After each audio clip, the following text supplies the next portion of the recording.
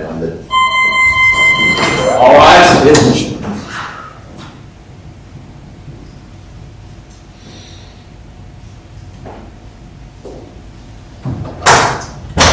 Please be seated.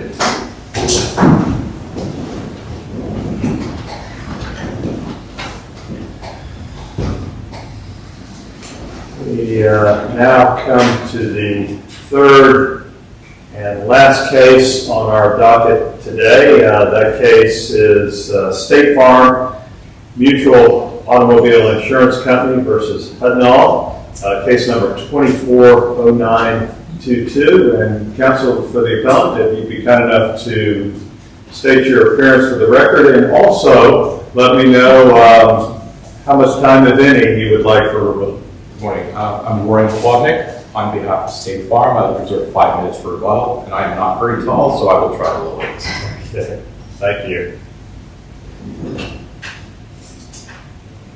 Again, may it please the court, I'm Warren Klodnick on behalf of State Farm. This is an appeal of a judgment in a case for uninsured motorist benefits. The policy amount was $100,000, but judgment was entered in the amount of a full verdict of about $4 million.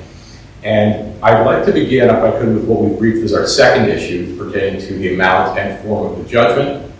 That was our second issue, but I want to make sure that this is covered to the full degree that the court needs it to be, because this is an important issue. It's recurred, as the court conceived, by the fact that it's been handled last year by the second DCA. The long-standing rule in Florida is that a judgment against an insurance company for uninsured motorist benefits is properly limited to the policy limit unless and until there's a determination that the company acted in bad faith. That has not happened here. We're only at the beginning stages of the bad faith litigation. So it was error as a matter of law to have a judgment entered for the full $4 million plus verdict. Mr. Lee would tell us that all of that case law changed with Friedman. So what say you? I say that Friedman didn't change this. As Finson tells us from the second DCA last year, Friedman was an important case. Friedman told us that when you have an uninsured motorist case, that determination of damages becomes the binding measure of damages in a future bad faith case. And what they said you can do is you can include that number, you can put it in the judgment so that it's of record as the binding measure of damages. But Friedman didn't say that you entered judgment in the full amount of that verdict. Friedman actually had the judgment that was entered in that case reproduced in the opinion as the judgment that they endorsed. And I saw that, counsel. So would it be State Farm's position, if we were inclined to find that your argument has merit, to say that the trial court needs to follow that template, the Friedman judgment template? Is that what you're asking us to do? Yes. Following the exact format, I've got it up here, the format the Friedman court referenced in the beginning of the opinion, you would say that it should have happened just like that in this case? Or to that effect, sure. It doesn't have to be word for word, but that is the type of judgment that we think should be entered in a case like this. We don't, it's well established in Friedman that that is the binding measure of damages. There was a period of time when insurance companies thought that they got a whole redo in the UM case. Friedman put that to bed, and we're not saying we want to redo. But the binding measure of damages shouldn't be the amount of the judgment right now. As of right now, there's a judgment of record, an open judgment against State Farm in this case for over $4 million. State Farm doesn't owe, it may never owe, and interest is accruing on that. This is the very type of judgment that Finson told us last year you can't have. Finson explains that Friedman, it's a misreading of Friedman to suggest that this is an appropriate judgment. And I understand counsel thinks that Finson was not correctly decided, but I don't think we've been directed to any point of it that was wrong. I think it's the correct ruling. In my research throughout Florida and elsewhere, I've seen no authority for the idea that you can have a judgment in one facial amount, but executable in some other amount. It's a bizarre judgment, and it serves no purpose, really, because no matter how the bad faith claim shakes out, that judgment's going to have to be addressed in some fashion. If State Farm wins a bad faith case, you've got to vacate the judgment that's... So just, and forgive me for the oversimplistic question, but can you just lay out for us a little bit why this isn't 6-1, like half a dozen the other? You mentioned the interest in Indigo, but what difference does it make whether we have it as a judgment or we have it included with the judgment? When the rubber hits the road, who cares? Well, That's their argument, is what difference does it make? It's only executable. And leaving aside the accrual of interest, which obviously is a thing, a judgment is an adjudication of a debt. Right now, there's a public record document that says State Farm owes $4 million that it doesn't owe. It could have business implications for State Farm. It could have licensing implications for State Farm. You know, they're a massive company, but I can tell you if there was an open judgment against me for an amount that I don't owe, it would affect my ability to get a home loan, a car loan. It would have all kinds of implications. It's just wrong as a matter of law to have a judgment against them in an amount that everyone knows is not owed. To follow up on Judge McIver's question, if there was a determination prospectively that State Farm was in bad faith here, would there be entitlement as part of the damages to prejudgment interest, meaning from the time of verdict? I don't know the answer to that. The UN statute tells us that there is interest owed on unpaid benefits, which arguably could mean the amount of the policy. But I would say this, that's a matter to be addressed by the bad faith judge. I don't see any good reason why the judge in the initial trial should be making any preemptive determination as to what interest may or may not be available in the bad faith case. In fact, there wasn't any determination as to what interest would be available. It was just put into the judgment that way. But if that's a bad faith damage, then it should be addressed there and in that context is my response to that. I think our position on this is clear. But again, this is a recurring issue, as we've seen. I want to make sure I cover this to the court's consent. Well, it sounds like what you're telling us, counsel, is we need to write on. Well, if you're going to reverse, then yes. I think PCRs don't exist. Well, I mean, you could do a one sentence. We reverse for entry of judgment in accordance with the policy on the C fits in to that effect. If you don't reverse on the first point, which I'd like to talk about as well. Let's hear you on the first point. What is your strongest argument as to the trial? As to the trial, I'll be candid. Obviously, this business about there's 4 types of evidence, no evidence, all the evidence. I think that has the potential to be misleading. I think there were times along the way when it might have been in some tension with the way the juries are supposed to weigh evidence, but I don't expect, Your Honors, to reverse based on 25 unobjected to applications of that. I'm asking that you take that into consideration, perhaps. I'm not dropping it formally, but that is not our strongest point on the first one. Where we do have an issue is the improper cross-examination of the defense doctor, Dr. Von Thron. That, I think, is a serious trial error. What happened here is Dr. Von Thron was one of the defense experts. He's the one who did an examination of the plaintiff and found that her injuries were temporary and not the cause of the surgery she wound up having. As commonly happens, the plaintiff attempted to cross-examine the doctor with evidence of a financial bias by showing that he's done so much work for State Farm. And the way this played out was through several pages of the cross-examination, beginning on page 1307 to approximately 1308 or 1311, so 4 or 5 pages maybe of cross-examination. It played out with plaintiff's counsel telling the witness that you've recovered over $400,000 from State Farm over a 2-year period of time. And this was done with reference to a document that counsel was holding that was being presented as if it was a real tax document pertaining to Dr. Von Thron, and it was not. There was no evidence ever established that Dr. Von Thron, as opposed to the 35 doctoral practice where he worked, had ever recovered any particular sum of money from State Farm, let alone $400,000. The argument, as you know, in response to that is, well, Dr. Von Thron took care of it. He rectified this problem by pointing out that the tax ID number was not for him personally, it was for JOI. So what do you say about that? It was not cleared up well. It was not, first of all, it was not as steadfast as they say. If you read it, Dr. Von Thron is saying, that can't be for me, that doesn't make sense, but I'm not in a position, I'm paraphrasing, I'm not really in a position to agree or disagree because I don't know where you're getting that information from. And it was never definitively put to bed. Basically what we have here is an accusation that he's made $400,000, a somewhat denial of it. It never got, from the jury's perspective, he's being accused with a document that he's made $400,000. They're hearing him deny it tentatively, but can't really do it. And it was so why, and I know try cases is hard, it's a difficult thing, I used to try cases. Why didn't the State Farm lawyer get up on redirect and take care of this? I've got the record like Your Honor does, but we had an overruled objection. Maybe she felt that, given the degree to which he'd been beaten up with this, it's best to just leave it be. I know. Was there anything that you can see in this record, counsel, that would have prohibited her from going back with a document?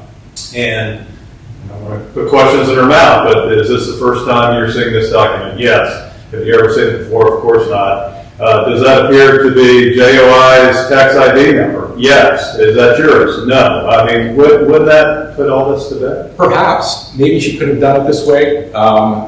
But, again, I'm not in the nature of second guessing the way my trial counsel handles things. Where we were at this point was there are two overruled objections to this.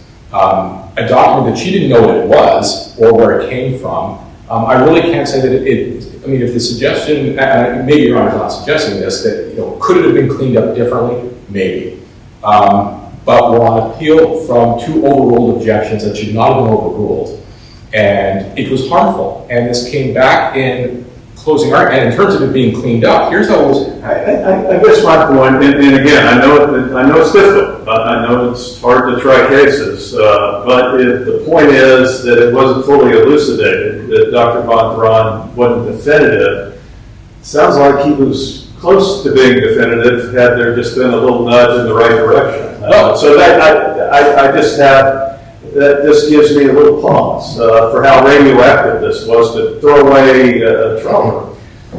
It was radioactive, and let me address your response. It was not as definitive as it could have been, and I think bringing it up more to deny it further on redirect, I don't know if that solves the problem, because all we have at this point is a denial of an accusation. He can deny it so many times, but the jury has already heard that he's being accused of having received this. There's a case I want to tell the court about that I think is helpful in this regard. I cited it in my reply brief. It's a Florida Supreme Court criminal case called Evans, and it is 177 Southern 3rd 1219. And that case tells us that it's improper to insinuate impeaching facts without evidence. And what happened in that case is it was a man who was being accused of killing his ex-wife and his boyfriend, and allegedly as a result of some stalking that preceded it. And the question is asked by the state, isn't it true that you hired a detective to investigate these people? And he says no.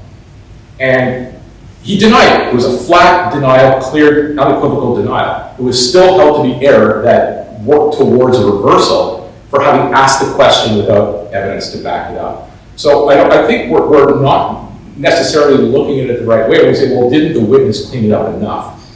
The witness is just denying an accusation as being leveled at him. He can deny further on redirect, but plaintiff's counsel stood up and told him that he recovered $400,000. Is there any evidence, I know this is hard to prove, any evidence that Mr. Block knew it didn't apply to Dr. Von Thron? I don't want to accuse someone of that. Well, so that's this judge's point. Yeah. If there was no CNR, he thinks it may be Dr. Von Thron's tax ID, and then Dr. Von Thron says, oh, no, there's no way. Yeah. I billed State Farm for all those CMEs. Well, we don't know, but there's certainly no evidence that he maliciously lied to the jury. But that type of, what you're getting at is whether a good faith basis for the question. Correct. And Evans addresses this. Either Evans or the case it cites addresses this, that good faith and bad faith doesn't really matter here. You have to have evidence to support it. And I think that's what goes to the legitimacy of the question, is if you don't have evidence to support what you're saying, either you don't have it now or it doesn't exist. Well, sorry. No, I was just saying that I think he thought he had it. You don't have any indication otherwise, but he thought he had it in his hand. Right. Saying, for the sake of argument, if the tax ID number had been his? If the tax ID, but again, I don't think the question is good faith or bad faith. He never had the evidence to back it up. He was wrong. I don't think the CNR matters in this context. He's not on trial for it. Was there evidence to support the question? And again, if you look at the cases that are cited in Evans, whether they had good cause to believe is really not, I don't think, the issue. There was never going to be evidence of this, whether it was through his office's negligence in putting this together or whether it was intentional. And you know this, in the course of a 5-day trial, there are any number of things that come up. through the fault of really no one, that may be something a little different than they anticipated. I mean, that's the nature of this give and take in trials. And so I think what I hear my colleagues saying is we just don't have any evidence in this record that this was intended in a way to be different than what this lawyer believed it was. Well, a few things about that. One, I don't know that it matters. There was never evidence to support this, whether he thought it was true or not. But the other point, too, is... Well, shouldn't that go into the analysis tree? It seems, at least to this judge, that maybe it should. That it would be, I'd be a lot more inclined to hear what you're saying if everyone agreed this wasn't what he proposed it to be, and he took the position he took. Well, and I can understand that. Certainly, if we could show that he was openly lying to the jury, you'd be more inclined to do this. But let me address it this way then. By the end of the examination of Dr. Von Fraud, counsel should have known that it was not correct. But in closing, he comes back to it. In closing, it said, Dr. Von Fraud, we've talked about him in his practice. Even if it wasn't him, okay, so it's not a concession it wasn't him, it's even if it wasn't him, it's his practice. And then, the next page, 1539, he's been working with them for years, made hundreds of thousands of dollars for years. So certainly by closing, if it was mistaken before, counsel now knows it's false. And he's reiterating it this way in closing argument. And there was no objection to that, correct? Unfortunately, no, there was no objection to that, but given the overruled objections to the examination in the first place, I think this is simply harmfulness that builds on the objected to examination. And I think the case law supports that when you have objected to evidence and it's overruled, the fact that it comes up again in closing is just harm that goes towards that. And it is harmful. I understand it was a multi-day trial, but causation was very much in dispute. This is a plaintiff who had a huge gap in treatment. Causation was disputed by the experts. This was the primary defense expert. It was the only defense expert who could actually examine the plaintiff.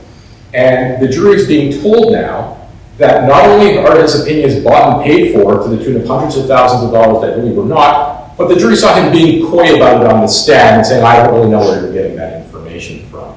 This was error to allow it in, and we know under special, it's only not reversible in that point if there's no reasonable possibility it didn't affect the jury's verdict. Well, and I'm going to give you a couple more minutes, counsel, but was it improper impeachment if, in fact, JOI had billed State Farm for these CMEs? I mean, how is that improper? Wouldn't that be fair game? It depends. Well, hypothetically, maybe, but not the way it's being presented. No, and I appreciate that, but I mean, the error you're claiming this shouldn't have ever been used with Dr. Bontra. No, you're not. Well, yes, it should never have been suggested to him that he personally, not the practice, he personally made money that he never made. And second, it never should have been supported holding up an exhibit that was a mystery exhibit that didn't actually support what he was saying, but had Dr. Von Fraud's name had written on it. I guess my point, and I think you understand my point, it had Rick Block stood up and said, this is JOI's tax ID between 2015 and 2017, they billed State Farm. You billed your group of doctors billed State Farm $450,000, whatever the number was. Is that improper impeachment? Well, first of all, I don't know that it was ever even established that JOI made that money. But assuming it's true, I think it's not, at least in that instance, if that was the case, it wouldn't be false. But we're talking here about the witness's own financial bias. It carries a lot less weight against him if an employer of his is making this money as opposed to him personally. Which we understand. I think we all get that. But he arguably clarified that on the stand.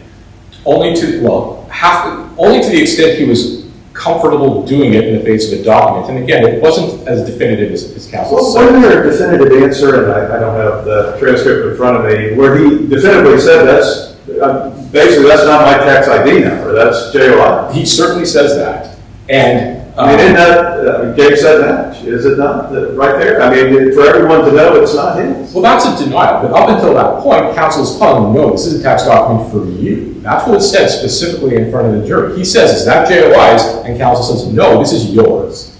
So they have a dispute between them. We have an accusation and at best a denial of it. It's never cleared up in any way. And again, it's reiterated in the closing. I think it was improper, and particularly once it should have been made clear to Mr. Block that this wasn't the true facts. To come back to it in closing the way he did, that just drove it home. I see I'm running out of time. I just have one. Go ahead. So, I just briefly, and again, great empathy, trying cases is very difficult. And where's the line though? If there's an opportunity, because there's an opportunity here to essentially discredit, what they're trying to present and really drive that home. And if there was error, any error is made more apparent by not maybe coming back and cleaning that up. Well, so at what point is it our obligation to step in and say, well, we're going to fix it because you didn't clear it up and didn't take that opportunity? Well, I think, that's a fair question, of course. I think where we are is error was committed, it wasn't harmless. And we can only guess what would happen had counsel brought it up. I know there are times, and I've seen transcripts, I know at least one of your honors has been a trial judge, I've seen it before, when a judge is reluctant to even give a curative for fear of drawing more attention to something. And I think that might have been where we were. This went on for pages, and to bring it up more may do more harm than good, but again, I think for counsel to have tried to correct it, it's just building more denial on top of denial. And the jury's already heard the denial. It was an accusation that he was denying. And again, what more could have been done on redirect, but to repeat. Well, that's the point, isn't it? I mean, you just, words matter. Right. He denied it. He did deny it, somewhat. But again, it was vacillation. I don't know where you're getting that from. It couldn't possibly be me. That's JOI's tax ID number. But in the face of accusations that, no, it's yours. So again, what we're left with is counsel telling the witness that this is his, him denying it.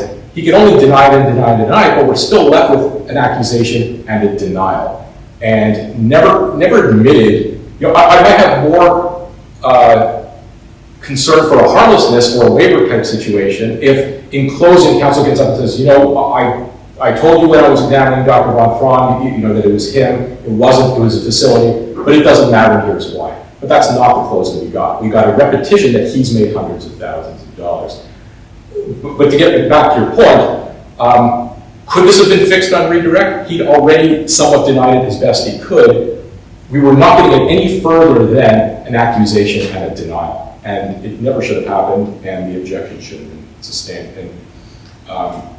And given what I said before, we did ask you a lot of questions. I will give you 5 more minutes for rebuttal. Thank you. That means, Mr. Lee, you've got 7 more minutes if you're so inclined, but you'll have 5 minutes for rebuttal. Thank you so much. So 5 minutes total. For rebuttal, when he stands back up, he will have 5 full minutes, and that's actually 7 minutes and 8 seconds for Mr. Lee that we're giving back to him. So if you would make Mr. Lee's time 27 minutes, unless you want 8 seconds, Mr. Lee. I'll be fine, Judge. All right, please. Hopefully I won't even take 27 minutes, but good morning to the court. My name is Brian Lee. I'm representing Captain Hudnall in this appeal. I want to start from the position that when we look at this appeal, really dealing with sort of 2 baskets here. We're dealing with what happened at the trial versus the judgment itself. I'll take the trial first and just run through it and obviously answer the court's questions as I go. But when we look at this case, there are a few objections. The court and counsel's already talked about it, but the vast majority of what we're talking about here and what they are moving for appeal on are unobjected to comments. And that is something that, as this court knows very well, you have to have fundamental error. You have to be looking at fundamental error when we're talking about unobjected to things. None of this, frankly, let me just go from the beginning. The first thing that you have to look at for under Murphy is whether it was improper. We're saying that none of it was improper. And the comments that were made by Mr. Block through the trial were not improper in the context of the case, the evidence, what he was telling to the jury. But even if you kind of go beyond that, the other aspects of Murphy are, in a word, onerous on the other side. You have to show incurability. You have to show that the comments were in violation of the public trust of a trial, that a new trial is necessary, right, for the public to have trust in the system. This court recently in Sloan versus Fisher talked about how far comments have to go. Even in that case where counsel were saying things like jury nullification arguments, that they want you to not follow the law in making that. Even that was not and what amounted to fundamental error. So if we're talking about just the unobjected to comments, that they do not rise at all even close to that. But when we talk about then what was objected to, I think it's important to figure out, or for the court to know, that the objections here were not even proper when they were made.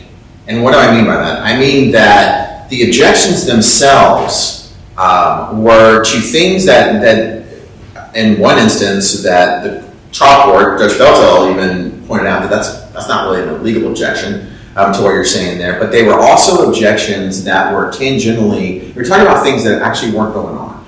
And I'll look at the actual Dr. Von Thron testimony for that. When Mr. Block started his cross-examination, he went right into what we call, I'm sure the court knows, is financial bias. There are a couple things that need to happen, though, if we even go before trial for financial bias discovery and that type of testimony to come in. Number one, normally you're doing, we lovingly call Bocher interrogatories, right? You're getting that information. But even if you're not doing that, part of what every trial judge has in their orders is you have to give over exhibits. And we know from the Florida Supreme Court and probably every circuit that we have, every district that we have, is that impeachment is one of those things. And so I find it, now, I'm not telling the court that we have that in the record. We don't have a listing of all the exhibits and every single exhibit was given. But in context of that, I find it interesting that when Mr. Block starts talking about this particular type of discovery, and he tells Dr. Von Thron, you've been paid the $442,000. It isn't at that point that defense counsel objects. Defense counsel doesn't even object until Dr. Von Thron's now being shown a document. Now, she does object and says it's improper impeachment, which we don't believe it is. She does later on after Dr. Von Thron has definitively said, that's not me. And from the record, which they cited to, says, there's no way I did that much for State Farm. That has to be JLI. I'd be shocked, right? So Dr. Von Thron, even up before Mr. Block then attempts to have the record and give it to him to, I guess, to refresh recollection, he's denying it then. And then when Mr. Block does that, he gives it to State Farm counsel. State Farm counsel doesn't object that, well, I've never seen this document before. Where did you get it from? That wasn't one of the exhibits. Shouldn't say that. She says, well, you wrote something on top, and I think that is an inaccurate document because you wrote something on top. Again, Dr. Von Thron. Dr. Von Thron, right? And I mean, I don't have it in front of me, but I'm sure, as most of us do, when we were doing trials, we write stuff, on our thing and say, hey, make sure to ask him this, or this is for Dr. Von Thron. Because Jacksonville Orthopedic Institute does bill for their doctors. It doesn't make a lot of sense. Again, I'm going outside, but it doesn't make a lot of sense for Dr. Von Thron to have done work through JLI and bill his own tax ID number. So what am I getting to? What I'm getting to is that there is nothing in the record that says that those numbers are not accurate as to Dr. Von Thron. It is very possible that There was this record that was got through discovery, through otherwise, of the CMEs, the compulsory medical examination that Dr. Von Braun did during that time, which were billed through JLI's number. But they are still Dr. Von Braun's exams that he did. That is absolutely possible. Could have been the reason why Mr. Block felt so confident. I know this court knows Mr. Block and Judge Jay and Judge Cobain. Mr. Block's not going to do things that don't have a basis. And so when he does that, we can glean some clues from the record that there wasn't an objection to the amount. There wasn't an objection that... Bottom line, what I hear you saying, Ms. Lee, there was no objection from counsel saying this is a document she had never seen before. There was no objection from her saying it was deceptive, fraudulent, surreptitious. She was concerned with what had been written on top, which goes to the point of whether this was JOI as a group or Dr. Von Braun individually, correct? Correct. And ultimately, Dr. Von Braun, at least from his vantage point, says this was for the group because of the tax ID now. And he does. And there's two different scenarios. It could have been the entire group that was over, or it could have been Jackson Orthopedic Institute billing for his particular ones. I'm speculating here, but presented with a witness that's saying, no, that's JOI's tax ID number, and those are not mine. Mr. Block, as the record shows, pretty cleanly cut off that line of questioning, because he may be sitting there saying, well, are these all his exams? Dr. Von Braun very specifically said, those aren't mine, that's JOI's number, that's what JOI billed for all 30 of their doctors. That's what the jury heard as far as evidence. As far as what Mr. Block argued to the jury, we know that Judge Feltel told the jury that argument's not evidence. You have to rely on what the witnesses told you, and you have to rely on all the things that trial judges tell juries every day. And the statement by Mr. Block in closing was not objected to. It was not, no. And again, I harken back to, if this was a situation, again, I'm speculating here, but if this was a situation where that number was absolutely wrong, and it was for JOI entirely, or for not one doctor, but many doctors, defense counsel didn't do anything to show that to the jury. Didn't get up, didn't talk about it, didn't object to it like that. And so the court can take from that as it came, as to the legitimacy of the numbers in the first place. Because if the numbers themselves are legitimate, then the way that Mr. Block did it is not improper in any way. So I then want to move on, unless the court has another question for me, to the final judgment, to the way that it was done. Mr. Lee, could Yes. I beg your indulgence for 1 second on a question that probably wouldn't affect the law or the outcome of the case, but just to give it some context. Sort of the same question I asked of opposing counsel. For your client, why does it matter? Whether it's as a judgment or included with the judgment, what effect does that actually have on your client? Sure, and the simple answer is that the law regarding interest running on judgments is not as clear as we would want it to be. The law that talks about when you put judgments together and when courts do judgments is that interest runs from the point of when a judgment's done. There are cases, and I know that we didn't really get into it, but there are cases that are talking about, and they were briefed to Judge Feltel as to why, that the defendant was taught, State Farm is saying, hey, we know those cases, but we don't want you, but you should only do the lesser amount. Why it's important is that if the judgment is done the way that State Farm has it done, where it's not, where there's nothing in the judgment that talks about when interest should begin, if that happens, then later on, after a bad faith case, there's no mechanism for a trial court to then go back and say, well, I really Insurers really should have been running from there. That would be in a positive law. But that's no mystery. It is. Sure. You know what the verdict happened. If there, and you heard me ask the question, if there would be entitlement, I don't know the answer to this, in the bad faith claim to prejudgment interest, right. You would be able to toggle it back to the very moment that the jury came back, would you not?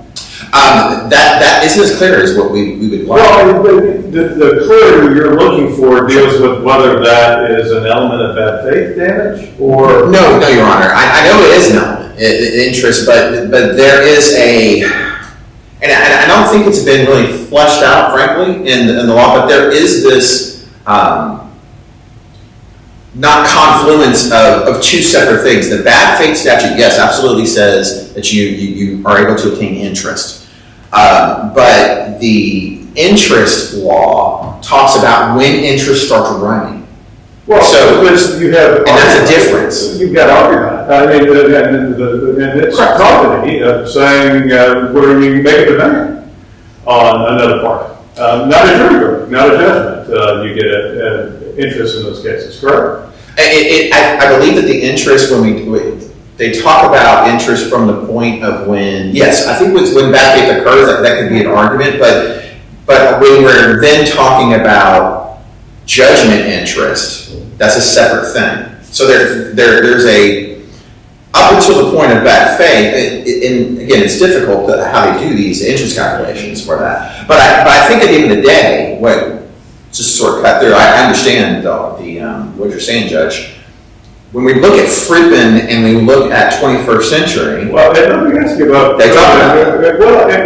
we've got the template. Sure. Friedman gave us I've got it up. I asked him about it. We've got a judgment. Why shouldn't we follow what the Supreme Court of Florida has said? This judgment works. Because the template under Friedman, it talks about... It is unclear as to exactly how to structure the document. It talks about what it should be, but why wouldn't it be precisely what the trial judge did in Friedman? Sure. It starts off the opinion. Right, but I think that it could be. And I'm saying that, all due respect, it could be that. But what Friedman was doing, and the issue that was in Friedman was whether the way that the trial judge did it was an abuse of his discretion. They weren't saying, and I think they didn't say, that this is the form to use. This is what you should do.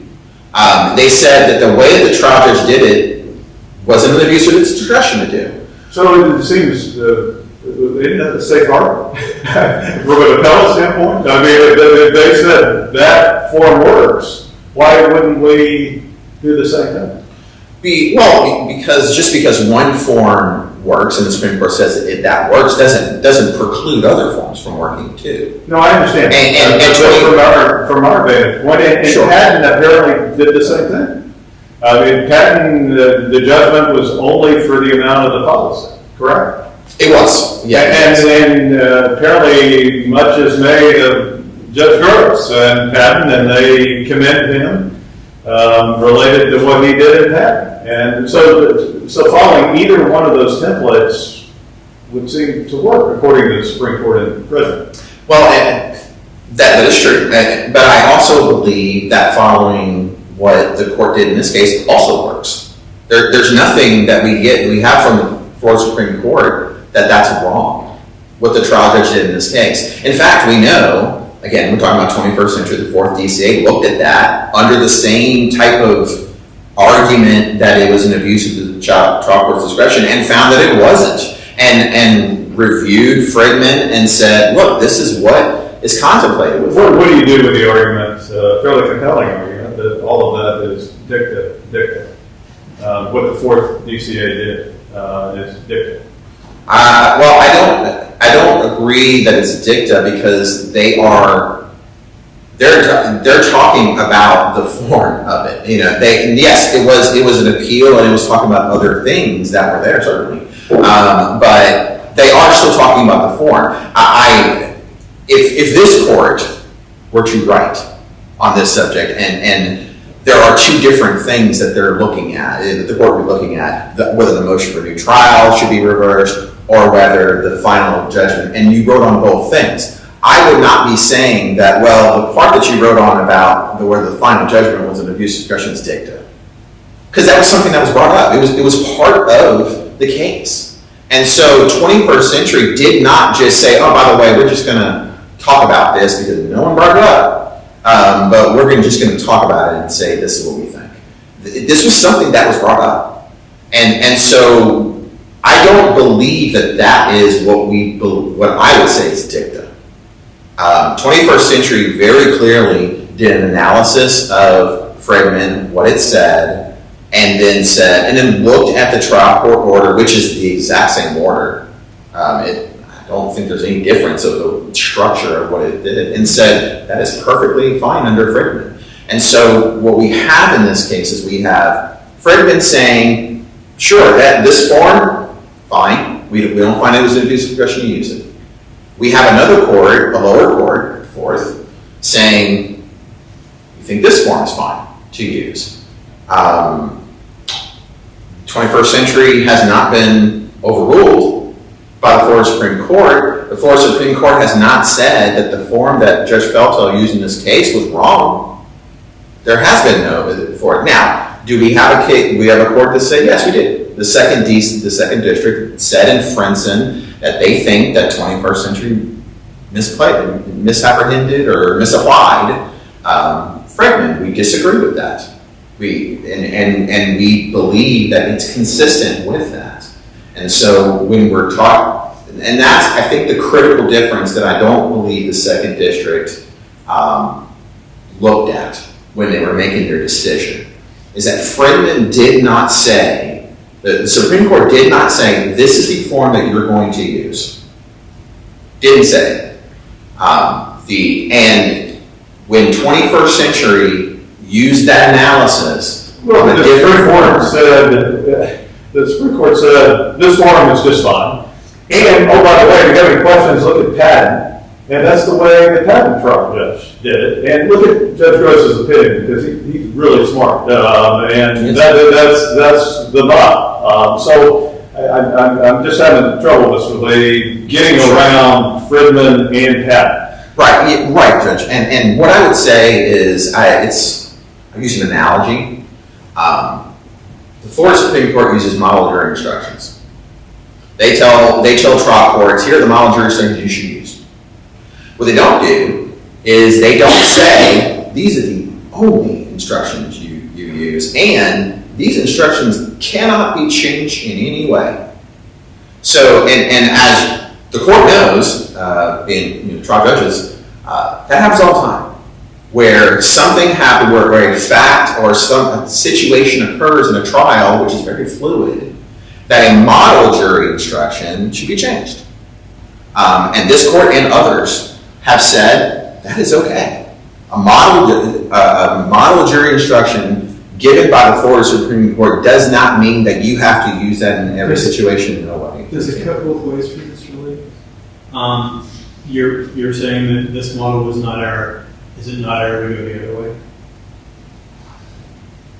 Meaning that if the trial judge were to have gone State Farm's way, yeah, and we are appealing that, is that what you're saying? Right. I mean, would you stand by the same argument that there's no mandatory model, so it's not an abuse of discretion for the judge to go there? I would expect that they would be doing the argument that I'm doing, and I would be on the abuse of discretion standard, which would be a owner standard for me to overcome. So, and frankly, that was something that was going on, right? So I do, yes. I mean, in many times I think as a fellow counsel, we sort of could switch arguments if we were on the other side. But yes, at the end of the day, I think you're right. I think that it would be reasonable if I were appealing and saying that, well, State Farms is not the way you're supposed to go. If there was an opinion by this court that said, well, Fredman really didn't tell us the form to use, and we don't find abuse of discretion, I'm not sure how much I'd be in quarrel with that. That's what we have here. We have this court we have this court looking at a trial judge and the way they did it and deciding whether that is against the law to do it that way. And there is nothing that says it is. Now, there is a second district court case, there is, in Fenton that says, look, we think it should have gone the other way. But this court obviously is their own court. And the fourth district has already said that too. And so this court, if it wishes, can lend its pen to that situation because we have not had the four Supreme Court said otherwise. So that's the argument of that, Your Honor. Hopefully that answers the questions properly. I just want to end with, unless there's any other questions on any other points, what I put in my brief and what I use very often is that parties are not required to have a perfect trial.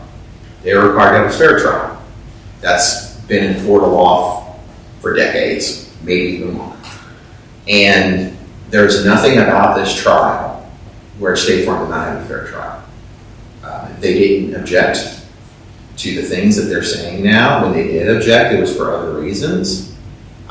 There was nothing within the trial or what Mr. Block did, what the trial court ruled, that rises to the level of reversing on this record, especially when this court starts and I think ends on whether Judge Feltel abused his discretion in denying it. We believe he did not. And so we would ask the court to affirm the final judgment and affirm the final judgment in the manner that it is written. Thank you. Thank you, Mr. Lake. Okay, please, the court. We've been hearing a little bit about abuse of discretion. I think both parties agreed in their briefs that de novo was the proper standard of review for whether it was appropriate to enter a judgment in this fashion. And I was going to ask you that very question. That is the standard. Yeah. I don't think the judge had, if it's wrong to enter a judgment for more than what a party owes with interest accruing on that, that's legal error. And it is a legal error. There's no authority that says you can enter a judgment for more than what a party owes and have interest running on that excessive amount. I think counsel's point that there's some uncertainty in the law of interest, I think what he's talking about is what would be awardable in the bad faith case. And as Your Honor, Judge Jay, what you pointed out, is all of this is addressable in the bad faith litigation. Interest should run back to the date of the first verdict. The bad faith judge can do that. If it should run back to some prior point in time, the bad faith judge can do that. There's no appropriate way that the judge in the UM trial is preemptively deciding what interest might be awardable in a later case. It's just not appropriate as a form of damages right now. If State Farm is found to not be in bad faith, none of it has any bearing here. So that's the way that should be addressed. As far as 21st century goes, of course it's dicta. Vincent confirmed that it's dicta. 21st century is an interesting case. 21st century, apparently the judgment was entered along the lines of what counsel is saying, but that wasn't the issue on appeal. That was the starting point for the judges in the lower court's determination that that plaintiff was entitled to fees under a proposal for settlement by using the full amount of the verdict.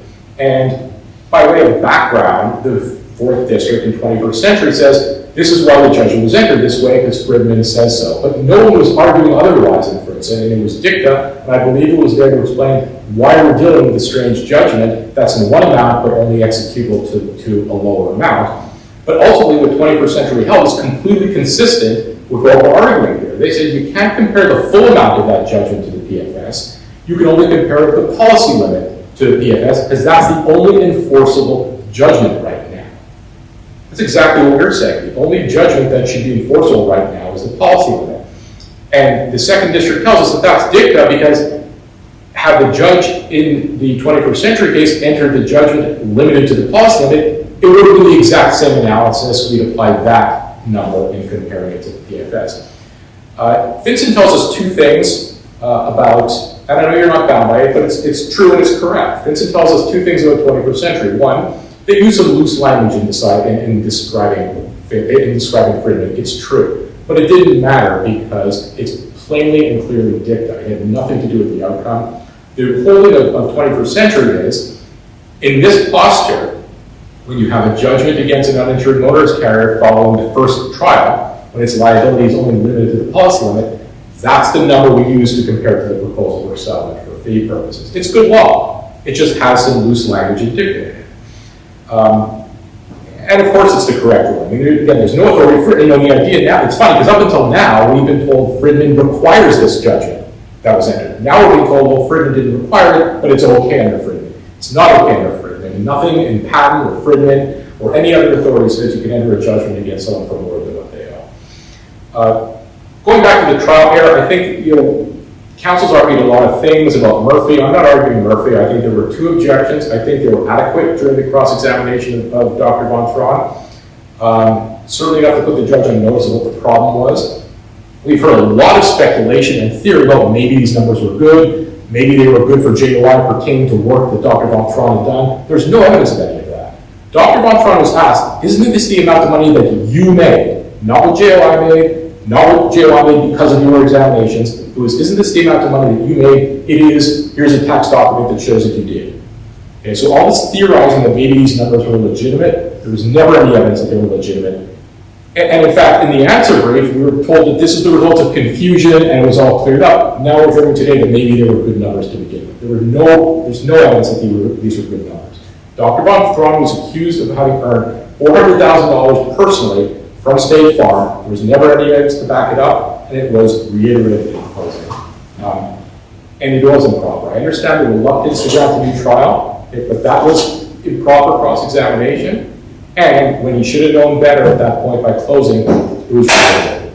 So again, I would ask that the court reverse for a new trial, or at the very least reverse under all the authority we've talked about for a judgment that's properly limited to the policy limit. You can have the number in it, just like Fridman authorizes, but it shouldn't be a judgment against State Farm for $4+ million at this point. Thank you. Thank you, counsel. Thank you both.